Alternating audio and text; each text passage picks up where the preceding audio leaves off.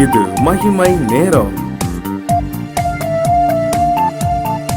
ஆண்டவராய் இயேசு கிறிஸ்து நாமத்தினாலே மகிமை டிவி நேயர்கள் அனைவரையும் இயேசு கிறிஸ்து நாமத்தினாலே நான் வாழ்த்தி வரவேற்கின்றேன். இந்த நிகழ்ச்சிக்காக ஒவ்வொரு வாரமும் நான் ஒவ்வொரு தலைப்பில் நாம் சிந்திப்பது வழக்கம் இல்லையா?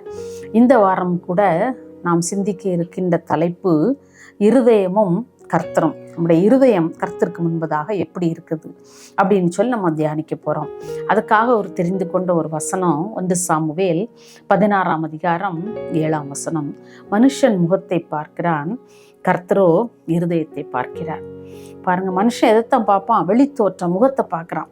ஆனால் ஆண்டவர் பார்க்கிறது எது? ஒவ்வொரு மனிதனுடைய இருதயத்தை ஆண்டவர் பார்க்கின்றார். அதே போலத்தான் கர்த்தர் பாருங்க, சவுலை, அந்த பென்யமீன் கோத்திரத்தினா இந்த சவுலை சின்ன அவனுடைய எளிமையான நிலையிலிருந்து அவனை சவுலை ராஜாவாக ஆண்டவர் மாற்றினார் இல்லையா? ஆனால் அவன் ராஜாவாக மாறின பின்பு ஆண்டவர் சொன்ன காரியங்களை எல்லாம் கை கொள்ளாமற் போனது நிமித்தமாக அவர் ரொம்ப ஆண்டவருக்கு மனஸ்தாபம். நான் சவுலை ராஜாவாக்கினது எனக்கு மனஸ்தாபமா இருக்குன்னு சொல்லி ஆண்டவர் சாமுவேல் தீர்க்கதரிசியோட பேசுகிறார். அப்போ அந்த சாமுவேலுக்கு ரொம்ப மனசுக்கு வருத்தமாயிட்டு, ஐயோ ஆண்டவர் எவ்வளவு எளிமையான ஒரு கோத்திரத்திலிருந்து அந்த சவுலை ராஜாவாக மாற்றினாரே, ஆனால் அந்த சவுல் இப்படி ஆகிவிட்டானே என்று சொல்லி சாமுவேல் ரொம்ப துக்கப்பட்டுக்கிட்டே இருக்கிறாரு. அப்போதான் ஆண்டவர் சொல்றாரு, நீ எவ்வளவு நாள் தான் இந்த சவுலுக்கா நீ துக்கப்பட்டுட்டே இருப்பா? நான் அவனை என்ன செய்யிட்டேன், தள்ளிட்டேன். நான் ஈசாயினிடத்தில் உன்னை அனுப்பி அந்த ஈசாயின் குமாரர்கள் ஒருவனை நான் தெரிந்து கொள்ளப் போகிறேன், அரசனாக நான் தெரிந்து கொள்ளப் போகிறேன். நீ எனக்காக போய் ஈசாய் வீட்டில் போய் அவனுடைய மகனை எல்லாம் பரிசுத்தப்படுத்து, அவங்களை எல்லாம் பலி விருந்துக்கு அழைப்பு, அவங்களை பலி விருந்துக்கு அழைத்து அவர்களை பரிசுத்தப்படுத்தி நீ வை, நீனும் அங்கே போய் உட்காரு. அப்போ ஒவ்வொருத்தரையா கடந்து போக சொல்லு. அப்போ நான் ஆண்டவர் நான் யாரை தெரிந்து கொள்ளுகிறேனோ அவன் மேல் நீ அபிஷேக தைலத்தை ஊற்றி அவனை அபிஷேகம் பண்ணு என்று சொல்லி சாமுவேல் தீர்க்கதரிசியின் இடத்துல ஆண்டவர் பேசிவிட்டார். அப்போ அதே மாதிரி சாமுவேல் தீர்க்கதரிசி என்ன செய்றாரு, போறாரு.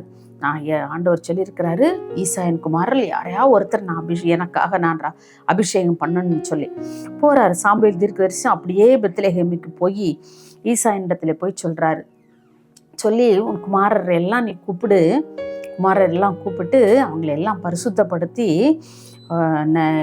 பலி விருந்துக்கு அழைத்து வை, உங்களுடைய குமாரர்கள் ஒருவனை ஆண்டவர் தெரிந்து கொள்ள போகிறார் என்று சொல்லி, சரி என்று சொல்லி ஈசாயின் குமாரன் நினைச்சார், தன்னுடைய ஒவ்வொரு குமாரனை அழைத்து பரிசுத்தப்படுத்தி சாமுவேல் தீர்க்கதரிசிக்கு முன்பாக அனுப்புறார். முதலாவதாக அவனுடைய மூத்த மகன் எலியாப் வந்தவுடன் சாமுவேல் தீர்க்கதரிசி அப்படி பார்க்கிறாரு. ஒருவேளை அவனுடைய தோற்றம் எப்படி இருந்தது என்று சொல்லி நமக்கு வேதம் சொல்லலை இல்லையா? ஆனால் சாமுவேல் தீர்க்கதரிசி அவருடைய மனதிலே எண்ணுகிறார், இவனையா ஆண்டவர் தெரிந்து கொள்ள போகிறார் அப்படின்னு சொல்லி அந்த வேத வசனம் அப்படி சொல்லுது இல்லையா? பாருங்க, அப்போ அவனுடைய தோற்றம் எப்படி இருக்கும்? ஒரு மெலிந்த தோற்றமாக இருக்கலாம், குள்ளமானவனாக இருக்கலாம், எப்படி இருப்பான் நமக்கு தெரியாது இல்லையா? அப்போ அந்த எலியாபை பார்த்தோன்னே சாமுவேல் தீர்க்கதரிசி சொல்றாரு, இவனையா ஆண்டவர் தெரிந்து கொள்ள போறாரு அப்படின்னு சொல்லி. அப்போ அது ஆண்டவர் அவன் இருதயத்தில் நினைக்கிறத யார்கிட்டையும் சொல்லலை, ஆனால் இருதயத்தில் நினைக்கிறத ஆண்டவர் கேட்டுக்கொண்டே இருக்கிறார். அப்போதான் கர்த்தர் பேசுகிறார், மனுஷன் பார்க்கிறபடி நான் பாரேன். மனுஷன் முகத்தை பார்ப்பான், கர்த்தர் எதை பார்க்கிறார்? இருதயத்தை பார்க்கிறார்னு சொல்லி. அவருக்கு முன்னால நம்முடைய இருதயம் எல்லாம் ஒரு வெட்ட வெளிச்சமாக இருக்கிறது. மனிதர்களின் இருதயத்தை அறிந்து கொள்ள மனிதனால கூடாது. ஒரு மனுஷனுடைய இருதயத்தை, இன்றைக்கு உங்களுடைய இருதயத்தை என்னால் அறிந்து கொள்ள முடியுமா? அல்லது என்னுடைய இருதயத்தை உங்களால் அறிந்து கொள்ள முடியுமா? முடியவே முடியாது. வெளி தோற்றத்தை வச்சு நம்ம நிதானிக்கலாம், அவங்க நல்லா இருக்கிறாங்க, சந்தோஷமா இருக்கிறாங்க அப்படின்னு. ஆனா உள்ளுக்குள்ள இருக்கிறது யாருக்கும் என்ன செய்யாது, தெரியாது. ஆனா ஆண்டவர் மாத்திரமே நம்முடைய இருதயத்தை பார்க்கிற கர்த்தராக இருக்கின்றார். ஒரு முறை நம்முடைய ஜெம்ஸ் ஊழியத்தை செய்கிற அகஸ்டின் ஜெபகுமார் பிரதர் அவங்களுடைய ஊழியங்களை பற்றி பேசி கொண்டிருக்கும் போது ஒரு நாள் சொன்னார், அவருடைய ஊழியத்திலிருந்து அனுப்பப்பட்ட ஒரு ஊழியக்காரர், ஒரு போதகர் நன்றாக ஆண்டவருக்காக வைராக்கியமாக ஊழியம் செய்து கொண்டிருந்தார். அநேக ஆத்துமாக்கள் அவருடைய இழுக்கப்பட்டன, அநேக அற்புதங்கள் நடைபெற்றன. அப்போ கொஞ்ச நாள்ல அந்த பாஸ்டர் அவர் மரித்து போகிறார். அப்போதான் அந்த பாஸ்டருக்கு ஒரு மகள் உண்டு. அவளுடைய கால்கள் எல்லாம் நடக்கவே முடியாது, வாத்து மாதிரி தான் இருக்குமா. அவளால் எழுந்து ஸ்ட்ரைட்டா நிற்க முடியாது. ஆனால் அந்த மகள் ஆண்டவருக்கு தன்னை ஒப்பு கொடுத்தாள். என் அப்பா விட்டு சென்ற அந்த ஊழியத்தை நான் தொடர்ந்து செய்வேன் என்று சொல்லி அந்த மகள் தன்னை ஒப்பு கொடுத்து ஊழியம் செய்து இந்த ஸ்டேஜில் ஏறும்போதெல்லாம் ஸ்டெப்ஸில் ஏறும்போது ரொம்ப கஷ்டப்பட்டு அப்படியே சைடில் தான் ஏறி வர முடியும். நேராக அவளால் ஏறி வர முடியாது. அவளுடைய நடையெல்லாம் அது வாத்து மாதிரி தான் இருக்குமா, கால்கள்லாம் அப்படி விரிவாக அந்த மாதிரி தான் இருக்குமா. அப்போ அந்த ஒரு நாள் ஊழியத்துக்கு போயிருக்கும்போது பிரதர் அகஸ்டின் ஜெபக்குமார் கேட்டாங்களாம், அப்பா அம்மா உங்களுடைய அப்பா ரொம்ப நல்லா ஊழியம் செய்தாங்க ஆண்டவருக்காக, அநேக ஆத்துமாக்களை ஆதாயம் பண்ணாங்க, அநேக அற்புதங்கள் நடைபெற்றன, உன்னுடைய ஊழியம் எப்படிமா இருக்குது அப்படின்னு கேட்டாங்களாம். அப்போ அவள் சொன்னாள், அந்த மகள், பாஸ்டருடைய மகள், அதை விட பலத்த கிரியைகள் ஆண்டவர் செய்கிறார்ன்னு சொல்லி இவருக்கு ரொம்ப ஆச்சரியமா இருந்தான். அதே சமயத்தில் ரொம்ப சந்தோஷமா இருந்தான் பாருங்க.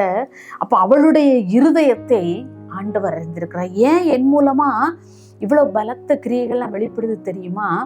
என் இருதயத்தில் ஆண்டவர் இருக்கிறார் என்று சொன்னோடனே உண்மையிலே அவருக்கு ரொம்ப ஆச்சரியமாக ஆண்டவரை அதிகமாய் துதித்தாராம். பாருங்க, ஒவ்வொரு மனுஷனுடைய இருதயங்களையும் ஆண்டவர் மாத்திரமே அறிகிறவராக இருக்கிறார். மனுஷனுக்கு தெரியாது. ஒருவேளை அந்த மகளுடைய வெளி தோற்றத்தை நினைத்து இவளை என்னத்தை ஊழியம் செய்ய போறா அப்படின்னு ஒருவேளை யாராவது நினைத்திருக்கலாம். ஆனால் அவள் சொல்றா, என் இருதயத்திலே ஆண்டவர் இருக்கிறார் என்று சொல்லி, எங்க அப்பா செய்த ஊழியத்தை காட்டிலும் பலத்த அற்புதங்கள் என் மூலமாக நடைபெறுகிறது என்று சொல்லி அவள் சாட்சியும் கொடுக்கிறாள். ஆம், எனக்கு அன்பானவர்களே, நம்முடைய இருதயத்தை மனிதர்கள் யாரும் அறிந்து கொள்ள முடியாது. மனிதர்கள் வெளி தோற்றத்தை வைத்து நம்மை நிர்ணயிக்கிறாங்கல்ல, அவள் அப்படித்தான், அவன் அப்படித்தான் அப்படின்னு சொல்லி நம்முடைய வெளி தோற்றத்தை வைத்து நிர்ணயிக்கிறாங்க. ஆனால் இருதயங்களை பார்க்கிறவர் கர்த்தர் மட்டுமே. இன்னைக்கு ஒருவேளை நம்ம யோசித்து பார்ப்போம், நம்முடைய இருதயம் எப்படி இருக்கிறது என்று சொல்லி. நம்முடைய இருதயம் ஆண்டவருக்கு முன்பாக வெட்ட வெளிச்சமாக இருக்கிறது. நாம் செய்யக்கூடிய, ஒருவேளை நம்ம மறைந்திருந்து ரகசியமான பாவங்களை செய்து கொண்டிருந்தால் ஆண்டவர் நம்முடைய இருதயத்தின் ஆழங்களை அறிந்திருக்கிறார். ஒருவேளை இந்த நிகழ்ச்சியை கேட்டுக்கொண்டிருக்கிற நீங்களும் கூட உங்களுடைய இருதயத்திலே எப்படி நீ இருக்கிறீர்கள், நம்முடைய நிலைமை எப்படி இருக்கிறது என்று சொல்லி ஆண்டவர் அறிந்து வைத்திருக்கிறார். ஆகவே எனக்கு அன்பானவர்களே, நாம் வெளித்தோற்றத்தை வைத்து யாரையும் நிர்ணயிக்காதபடி நாம் ஆண்டவருக்குள், அவருக்குள் நாம் சந்தோஷமாக வாழுவோம். மனிதர்களை நிர்ணயிப்பது நம்முடைய வேலையல்ல, அவருடைய இருதயங்களை ஆராய்கிறவர் கர்த்தர் மட்டுமே. ஆகவே நம்மையும் நம்முடைய இருதயத்தையும் அவருடைய கரத்தில் ஒப்புவிப்போம். ஆண்டவர் நம்மை நடத்தட்டும். மகா இரக்கம் கிருபை நிறைந்த எங்கள் அன்புலே சாமி, இந்த அருமையான இந்த முதல் நாளின் காலை வேளைக்காக உமக்கு நன்றி செலுத்துகிறோம்ப்பா. ஆண்டவரே, இந்த நாளிலும் கூட நாங்கள் தியானித்தோம், மனுஷன் முகத்தை பார்ப்பான், கர்த்தரோ இருதயத்தை பார்ப்பார் என்று சொல்லி. எங்களுடைய இருதயத்தை ஆராய்கிற கர்த்தர் நீங்கப்பா. நீங்கள் எங்களுடைய இருதயத்தில் உள்ள எல்லா பாவ அழுக்குகள், அசுத்தங்கள் எல்லாவற்றையும் எடுத்து போட்டு அப்பா எங்களை பரிசுத்தவான்களாக எங்களை மாற்றி அப்பா நாங்கள் உமக்கு பிரியமான பிள்ளைகளாய் நாங்கள் நடக்க கர்த்தர் எங்களுக்கு கிருபை தரும்படியாய் நாங்கள் ஜெபிக்கிறோம். ஆண்டவரே, நாங்கள் மனுஷர்களை வெளி தோற்றத்தை கண்டு ஆண்டவரே, வெளி தோற்றத்தை பார்த்து நாங்கள் அவர்களை நிர்ணயித்து விடாதபடி என் கர்த்தர் நீர் அவருடைய இருதயங்களை நீங்க அறிந்திருக்கிறீங்க என்பதை உணர எங்கள் கர்த்தர் உதவி செய்தீங்க. அதற்காக உமக்கு நன்றி செலுத்துகிறப்பா. உணர்வுள்ள இருதயத்தை எங்களுக்கு நீர் தந்து பரிசுத்தமாய் நாங்கள் வாழ கர்த்தர் எங்கள் ஒவ்வொருவரை எடுத்து பயன்படுத்தும்படியே ஜெபிக்கிறோம். இயேசுவின் நாமத்திலே தாழ்மையாக கேட்கிறோம் பிதாவே, ஆமென்.